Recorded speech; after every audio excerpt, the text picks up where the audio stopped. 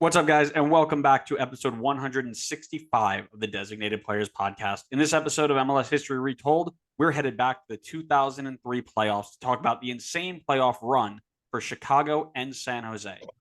This will be followed by an in-depth, detailed story of the great Freddy Adu and his tumultuous career. My name is Andrew. I'm joined by my good buddy Connor, and this is MLS History Retold. Connor, how you doing, buddy? I'm doing wonderful. Are you? Yes. Sounds fake. Sounds made up. Sounds like fake news. You'll never know if it's fake or if it's real. Hiding behind a face of happiness, hiding the true emotions. Sad. I'll tell you what I'm hiding behind, and that's my scarf of the week. Nice. What do you got? I can't do a transition if I'm going first today. So, in theme with the episode, I've got the San Jose scarf out. Since we're talking about the 03 playoffs, not to spoil anything, but that might be spoilers. Wow. That was a really good story. You're welcome. I myself have gone away from MLS and broke out the Benfica scarf. I see what you did there. Yeah. So we all know that Benfica broke MLS transfer record when signing Adu. And we'll get into that a little bit. I think you're just a Euro snob, so you wanted to pick the European team. Bro, if we don't do Pro Rel for USA tomorrow, I'm burning down MLS headquarters. That we're just gonna turn MLS history into an MLS Pro Rel. I guess, what do we call it? Show? Show? Do you think this is a show? This is life, Connor. This isn't a game. This isn't a show. It's not even a game show. It's life. We're here for entertainment. I don't entertain anybody. Yeah, we know that one. All right. Why don't you jump into your story about the 2003 playoffs as it pertains to our friends in Chicago and our friends in San Jose? Yes. But of course, before we get into the playoffs, let's talk about the regular season, because all in all, 2003 might have been the most wild MLS season. It was outrageous how good this season was. So MLS is heading into its 8th season. Same 10 teams as the year before, with the Galaxy looking to defend their Shield Cup double from 2002, which included their first ever MLS Cup. It wasn't going to be easy. There was staunch competition from the likes of teams such as Chicago, San Jose, and New England. So how did it play out? Let's find out. Before we talk about playoff results, let's talk about the chase for the Supporter Shield towards the end of the season. By the end of match day 25 out of 30, it was beginning to look like a two-horse race between Chicago and San Jose. Former champions LA Galaxy really struggled this season, finding themselves down in 8th in the Supporter Shield race. San Jose at the moment had a 5-point advantage over Chicago and looked to be in complete control after smashing a god-awful Dallas side 5-2. By match day 27, Chicago leveled the points and leveled the goal difference, following San Jose's 1 point in its last 2 games. Only 2 games remaining, San Jose had LA Galaxy away and LA Galaxy at home, while Chicago had Colorado at home and Columbus away. And let me tell you, neither got the job done cleanly. San Jose got smacked around by the LA Galaxy away, losing 3-0, while Chicago squeaked out a 4-3 win after everyone's second favorite American coach, following Triple G, of course, Chris Armas, scoring in the 90th minute to winning. Chicago are up 3 points in the standings and a 4-goal difference advantage. Surely they can't blow it with 1 game week left to go. Well, if you know anything about MLS, then you know there is no such thing as the impossible. Chicago would get blown out by Columbus 6-2, meaning that if San Jose won their home game against the LA Galaxy, they would win the Shield on the last day. However, San Jose could not get it done, as they drew the Galaxy at home 1-1 after an 80th minute goal from Jameel Walker leveled it. This means that if San Jose had found 1 more goal, or If you remember from match day 29, if Chris Armas had not scored that 90th minute winner the week before, San Jose would have been Supporter Shield champions. What an ending to the regular season. My goodness. But let me tell you, it only gets better in the playoffs. So let's talk about it. Chicago slept walk past DC with a 4-0 aggregate win. New England took care of the Metro with a 3-1 aggregate win. And KC took care of Colorado with a 3-1 aggregate win to conclude first round matchups. There's one game I did fail to mention, though, and that would be San Jose. Any guesses on who they were playing against? Very good. The LA Galaxy again. That'll make it 4 straight games against them. Game 1 went to the Galaxy 2-0. A clean home win for them, putting them in a great position to move on, especially after being unbeaten in their previous 3 matchups against San Jose now. But that just means that San Jose is due, and due they were. At Spartan Stadium, in front of a crowd of 14,415 people, the San Jose Earthquakes were about to put on a show. But let's check in at the 15th minute. And let's also hope that someone was checking in on San Jose fans. The score already at this point was 2-0 LA Galaxy, meaning that they were up 4-0 on aggregate at this point. Surely they can't blow this. Let's check back in at halftime. All of a sudden, it's 2-2. Maybe there's a glimmer of hope. A goal from Jeff Agus and Landon Donovan meant things were level at the half, but San Jose was still down 4-2 in the aggregate. So the job was not done. A 50th minute goal from Jameel Walker meant San Jose was 1 goal away now from extra time and an improbable comeback. 87th minute goes by. No luck for San Jose. 88th minute, 89th minute, same result. The LA Galaxy were blowing it big time, but looks like they steadied the ship and were going to make it through. That was until Chris Roner stepped up and leveled it in the 90th minute. Eat your heart out, Barcelona. This is our La Remontada, kind of. Extra time was on its way. San Jose had partially completed the comeback. 4-4 on aggregate now. I can only imagine Spartan Stadium was rocking at this point. Golden goal extra time kicks off, and it would not be long until Rodrigo Faria would find the winner in the 96th minute, meaning the comeback was complete. San Jose would win 5-4 on aggregate after being down 4-0 on aggregate at one point. An unreal comeback for them. But no deep breaths yet. We're just getting started on late game drama. And I hope the San Jose area had good cardiologists because Quakes fans were going through it this season. Conference finals time. The Fire would take on the Revs while the Quakes would take on the Wiz. Both of these games brought the drama. My goodness. Let's start with Chicago. Let's start with Chicago to give the Quakes fans a minute to get composed again. The game was pretty well dominated by the Fire, outshooting the Revs 20-7. However, neither side could find a goal in regular time, and since the game from this point was one leg, it meant that it was more golden goal time. In extra time, who else but Chris, the clutch Armas, would come through once again for the Fire to win it for them in the 101st minute. While the Fire had control of most of the match, considering this is a one-leg knockout, I can only imagine it was extremely nerve-wracking for the Chicago faithful throughout this entire game. All right, let's go back to San Jose for more drama. The first half of this one ended 0-0 as well. Can we please get some more goals? Well, they answered the call. The Wiz and the Quakes traded goals from Igor Simuntekov and Manny Lagos, meaning we were back to level. In the 72nd minute, Chris Klein would find a goal to give the Wiz the advantage and put San Jose's back against the wall again. Could they pull off the heroics again? Come on, you already know the answer. Of course they can. Brian Mullen in the 83rd minute levels things for the Quakes, and we're headed back to golden goal extra time. For once, it would actually require a second half of extra time.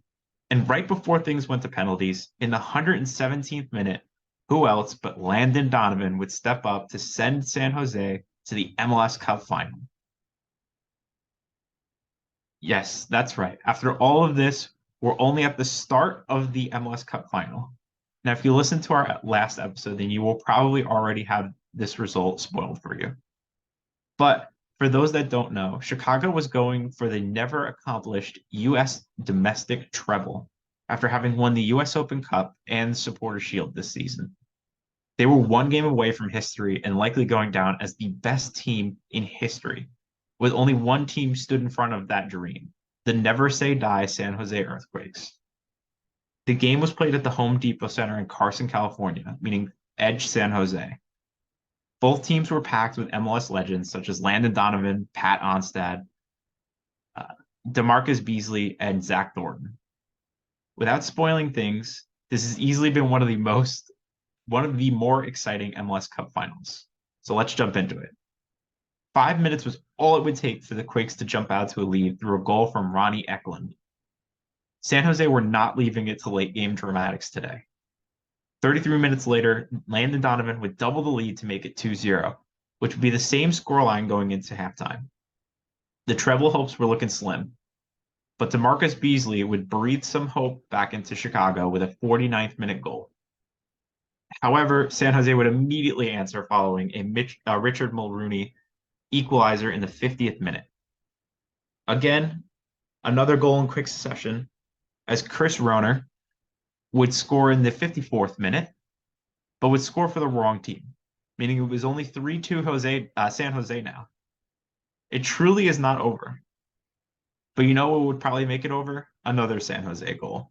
And another San Jose goal is what we got, as Landon Donovan caps off his phenomenal playoff run with a 71st minute goal to seal the MLS Cup win for San Jose. So while they had the regular season dramatics and the regular season choke at the end of the season, just missing out on the Supporter Shield, they were able to make up for it with some exciting dramatic wins in the playoffs. If you're wondering about some statistics from the playoffs or from the season as well, Carlos Ruiz and Taylor Twellman would finish as the joint Golden Boot winners with 15 goals, with the individual awards going as follows. Preki was the MVP this season. Carlos Bocanegra was the Defender of the Year. Pat Onstad, Goalkeeper of the Year. And Dave Sarachan as the Coach of the Year. And that wraps up the 2003, I guess, season plus playoffs. A little bonus content, I guess. Every time we talk about one of these stories, it feels like Chris Armas comes up with some massive goal. He always comes up. He only scored 16 in his entire career. That's outrageous. Every single one of them is like a quarter massive. of them already. Every single one of them is massive. Fun fact, you know where Chris Armas went to high school? Was it Long Island? I thought it was somewhere on Long Island. Yeah, St. Anthony's. Oh, really? Yeah. Funny stuff, you know? Yeah, I mean, Long Island's made a few good players over the years. Yeah. What is it? Chris Armas, me, basically end the list there, but you know, there are a couple other good ones. Was Tim Melia from Long Island? I know he played for the Rough. Yeah, he was a East Islip kid, I think. Yeah, there you go. There's probably some more in there too. Yeah, I think Tony Noel was a Jersey guy, so Long Island, Jersey is a good hub of talent. That's got to be one of our next things is state by state best players to ever come out of each state. Best 11 from each state. I don't even know if like a state like Wyoming would have 11 players. We'll have to make regions for the states that aren't real. You know, the Idahos, Wyomings, like the states that don't actually exist. Those are the ones we'll have to work on. All right, we'll just group them all together. Yeah. You know, there's a pretty cool one where Maryland produced a pretty good player back in the day. Oh, yeah. Or so we thought. Transition, I feel. Or so we thought. There's this household name most people know these days, and his name is Freddy Adu. And his household for the wrong reasons today, but in the past, he was household for being one of the best and brightest young players to ever come out of the United States. A 14-year-old prodigy who drew comparisons to some of the greatest players in history. including earning the nickname the American Pele and even starring in a soda commercial with the Brazilian legend back at the time. Destined for greatness by all who spoke about him, what exactly went wrong for the young American starlet? Well, we should probably take a look at how we got here in the first place. Flashing back all the way to 2002, at age 12, Freddy Adu was already attracting European interest. His ability in youth tournaments in Italy saw him gain offers from the likes of Inter Milan, with their Secretary of Youth Soccer stating that he was the first player they have ever seen with the potential as a pro player in European soccer. Big praise for a young player. He and his family ended up turning down the offer to return to America to continue schooling because, as I remind you, he was 12. A year before he turned into MLS's youngest ever player, he led Maryland High School to a state soccer championship, much like how Comac High School was led by a short but skillful goalkeeper to their first ever solo championship in 2014. However, unlike our friend Freddy Adu, unlike our unlikely hero at Comac, me, this tabbed Adu to be ready for the pro game while I was not. Why? I have no idea. But that's for another story. Outside of his time in the Maryland high school system, he also would play pickup games against former pros on summer break. And his ability at 14 years old to handle them technically, physically, and mentally stood out to scouts all over the country. He led his ODP U14 side to a championship overseas against massive clubs like Lazio and Juve, racking up enough goals to earn top scorer and MVP in this tournament.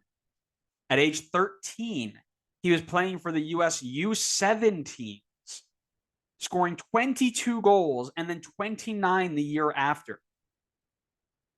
Insane numbers at the age group he was playing in. Clubs took notice, and DC United said that they needed to work a way to get him in. Now, as we know, MLS would do dang near anything to help bring more notoriety to a league. See Andrew Shue in 1996. The idea that the next Pele could be playing at MLS at just 14 years old was bound to turn some heads and bring some eyes to the game. However, Freddy Adu was based in Maryland, and it was unlikely that he would want to play anywhere else except his hometown. His mother was quoted as saying that MLS was the best place for him to develop as he was still so young. So Daddy Don got to work figuring out the logistics of a trade to get him on to DC United. Firstly, they had to figure out how to get DC United to DC legally through their own very fun roster rules. At the time, they were still not ready to make wholesale changes to their rule system just yet, and Beckham would not arrive for another 4 years. But luckily, Project 40 still existed. He was quickly listed as a Project 40 player to make him eligible for the 2004 MLS draft. The only problem? The Dallas Burn had the first pick that year, and it was pretty clear that if the hype was going to pay off for this kid, he had to be the number one pick. If DC United got him at 8, it would be less cool. MLS engineered a deal that gave DC United the first overall pick, and in exchange, Dallas got what was called an allocation, and a major allocation at that. At this point, the allocation order was not officially set up to best of my research, but instead they had these allocations, which were just ordered picks to allow clubs to submit to sign a player from MLS. So, for example, if there was an expansion team that came in, they were given 3 allocations. So, player comes into MLS signs them to say, okay, who wants him? And then they all put in basically a ticket to say, I want him, I want him, I want him. And the tickets are ordered based off of where you stood back in, the last season. So it's like the allocation order, but it wasn't officially an order yet, right? Expansion teams, to continue and finish the example, expansion teams were given 3 of them, but one was able to just jump the list, basically saying, hey, if you wanted to sign this player coming in, use your ticket, and everybody else has to sit behind. Yep, MLS is fun, we know. This allocation list for players that were eligible for these allocations included super draft picks, special discovery players aged 28 or younger, and players entering the league between a certain undisclosed period of the calendar, among others. Because why not? A major allocation was given to Dallas to get the number one pick, according to the Burns spokesman Chris Ward, they get the pick, we get a major player allocation, and that was all that was spoken about. They kept it under wraps really well because DC United technically signed him 2 months before the draft, but there was nothing coming out saying, "Oh, he got signed, he got signed." So they had to make it official with the announcement at the podium of the draft, but nobody knew about it. So pretty good raps on MLS's side there to hide it and make it climactic and really draw interest to it. Jumping forward now to January 16th, 2004, the journey of Freddy Adu officially begins as he's drafted to DC United with the first overall pick. Adu had the hype, and it caused him to be drafted ahead of other players like Chad Marshall, Clarence Goodson, Clint Dempsey, and our Lord and Savior, Michael Bradley, who all went on to have relatively successful pro careers, one could say. In the world of MLS, he was both a rookie and the highest paid player in the league at age 14. $750,000 a year after Nike and MLS deals were put together. As you can imagine, this caused some unhealthy friction in our locker rooms, according to the U20 head coach, Thomas Rongen. And Adu accepted it. He had an interview back, right towards the end of his career saying, I was 14 and I understood people weren't going to like that I was making all this money. But at the same time, I also felt like it wasn't fair that I was the one who had to pick up the cones or I was the one who had to fill the water. Looking back at it, obviously I was immature about it, but I was 14. Who could expect me not to be? Jump forward to the season. It's April 3rd, 2004. Freddy Adu is not in the starting lineup against San Jose for DC United's opening game, but he does join the game as a second half substitute, making him the single youngest person to ever participate in a pro sporting event in the country. Not just soccer, but every single pro sporting event ever. History was made, and we were just getting started. 2 weeks later, Freddy Adu is used as a sub once again against DC's biggest rivals, the New York, New Jersey Metro Stars. And just 20 minutes after getting onto the pitch, the ball worked down the left-hand side of the field is crossed into the box. It nutmegs the first defender after rolling about 15 yards, which was the most embarrassing thing I've ever seen. Rolls past the second defender, who was running with a player running to the near post, and falls to the feet of Freddy Adu. He explodes fastest, beats the Metro defender, and taps it in past Johnny Walker. Yes, I know what you're thinking. This is yet another time the Metro are in the history book for the wrong reason. We love a theme. It is important to note, though, Metro did not lose this game. They won 3-2 because we are massive. But anyways, Freddy Adu would go on and finish his year with 5 goals, 3 assists, and 30 appearances. He was turned starter for a short time until Christian Gomez entered mid-season and dropped him back to the bench. He was often used as a sub in their MLS Cup run that year, where he made 3 appearances and assisted on a goal in the playoffs. The league was buzzing with this development that we had one of the brightest stars in the game playing in our league, and MLS at the time was not doing so hot. They needed a PR spark to get people re-interested in the league. And Adu was just that spark. Fans, owners, everybody in between wanted to see more and more and more of Freddy Adu. But Peter Novak was convinced in his ways that Adu, at just 14 or 15 years old, needed to be eased into the professional game. Adu was mostly used as a sub in early years and was frustrated by this fact. He spoke out to the media about how his lack of time likely cost him a spot on the U.S. men's national team 06 World Cup roster, and he earned himself a 1-game suspension.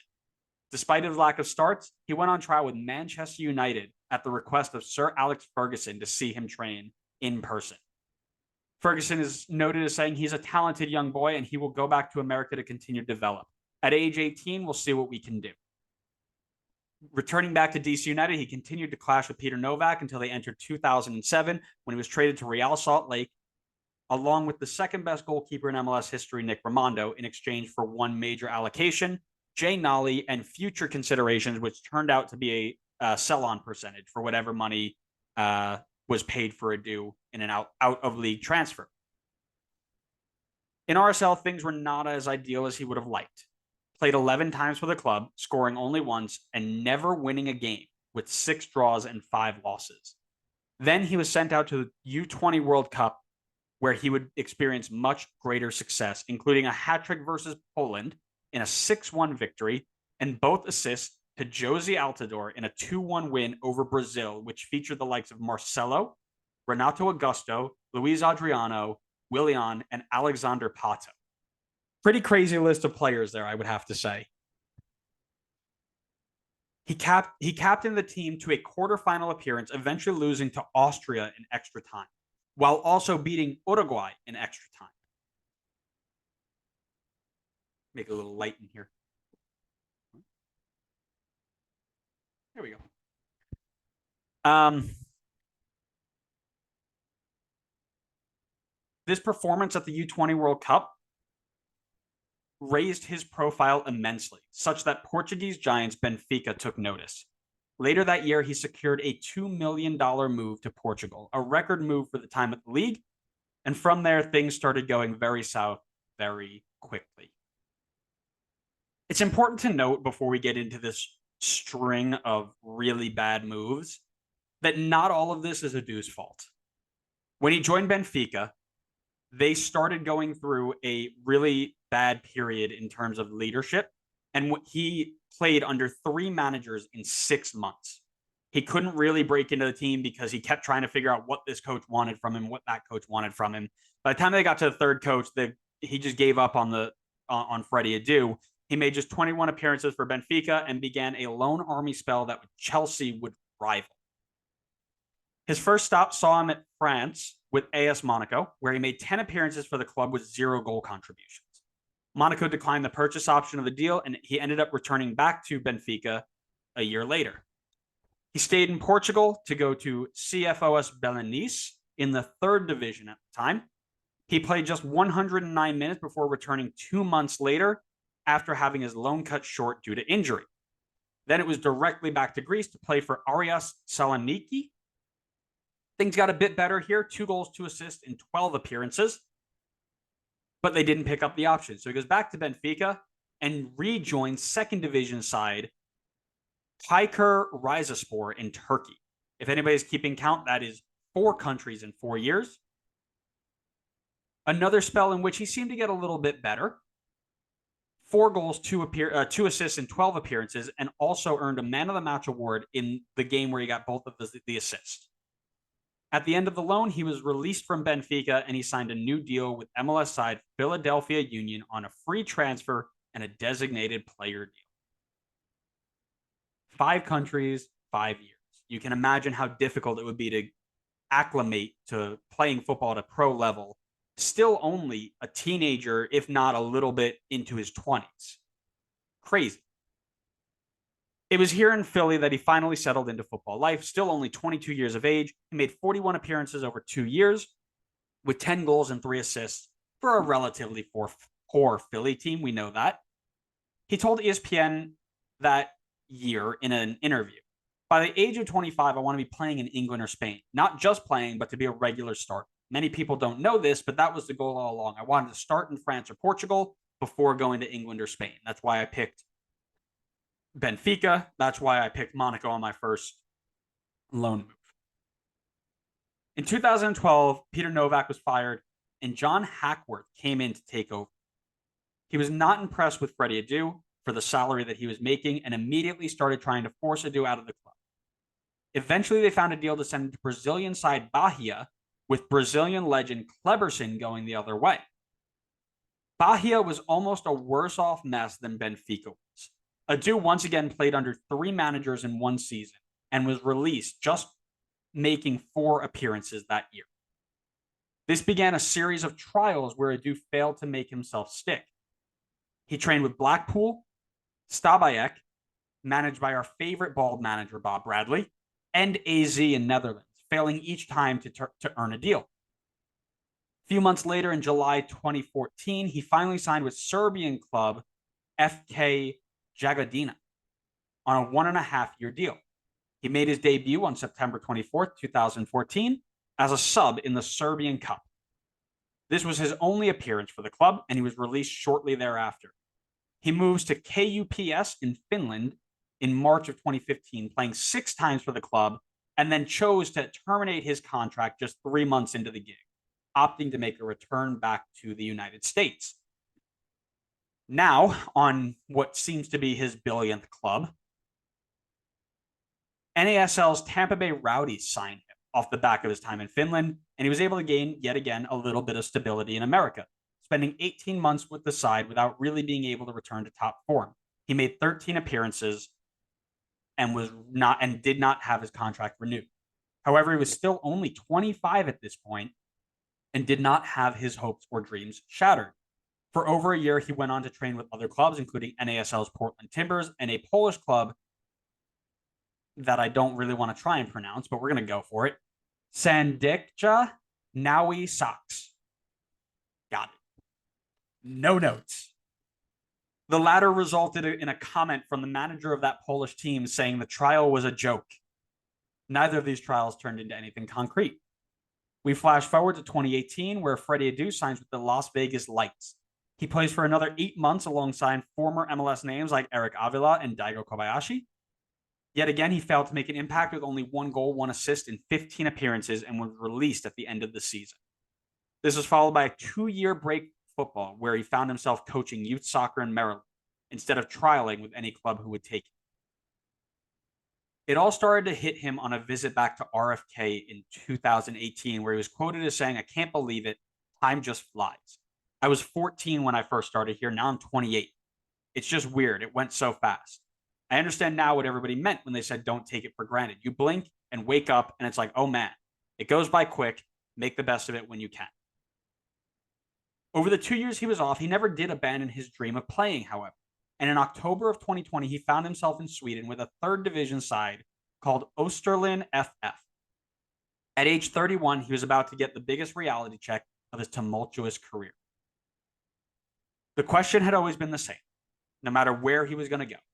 At 31, with a 2-year break from pro football and not doing anything except coaching and maybe running a little bit, does he still have it?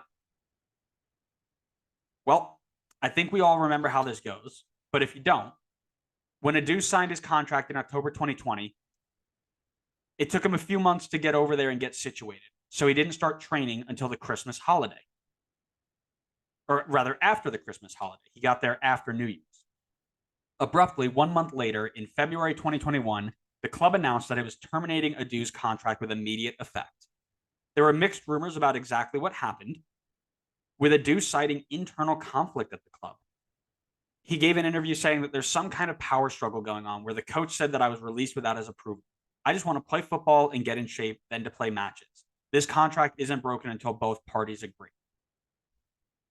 Our friend, the club coach, whose name I don't have, comes back with a clearer picture stating, he got the chance to show himself. We contracted him for 2 months before the new year and he had a very long time to prepare and get in fair condition.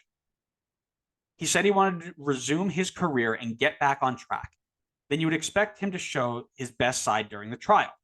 He was totally untrained when he came here. His physical status was 0. We gave him a chance for a month to see and gave him half of a game in a training match where what he achieved was what we see in a Division 5 level. I can't have players in a 24-man squad working for everything and then one guy who is here because of his name. Division 1, or the 3rd division at that time, is not a simple series. It is tough and you need to have mental strength to handle it. I do not see that he has the mental strength to come back or to help this club or team. Tough words from a tough coach. And here we are in 2023 with Adu not having officially retired, but at 33 years of age, looking like his playing days are behind him. This is a story of the brightest star burning out the hottest and the fastest. What was meant to be the next Pele, born in Ghana and raised in America, left questions for the rest of the world about American players. Europe at the time was a lofty goal for many American footballers, and Adu got to experience it at the youngest age possible.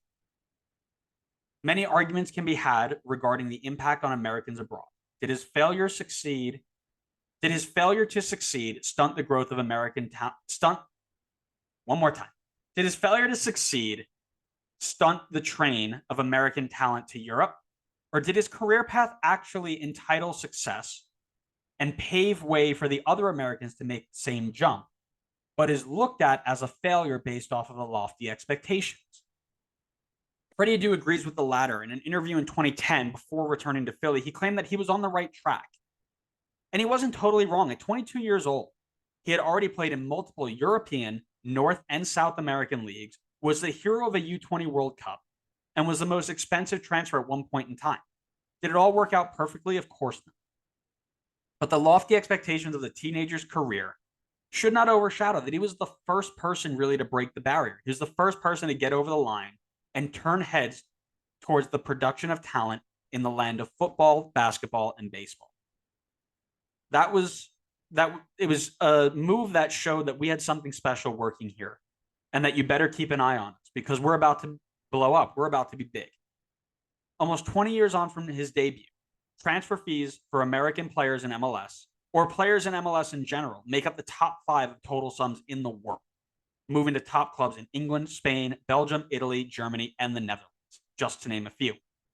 As time continues to move, history will continue to look back and analyze Adu's groundbreaking move. And I believe that it will come to the reality that it drew the attention to this growing league and increasingly, let me rephrase it again. We're going to go one more time because I got to get these words right. It's going to look back and it's going to show that his move continued to draw attention on our growing league and helped players get overseas more than hurt. And that's up for debate. I'm here for it.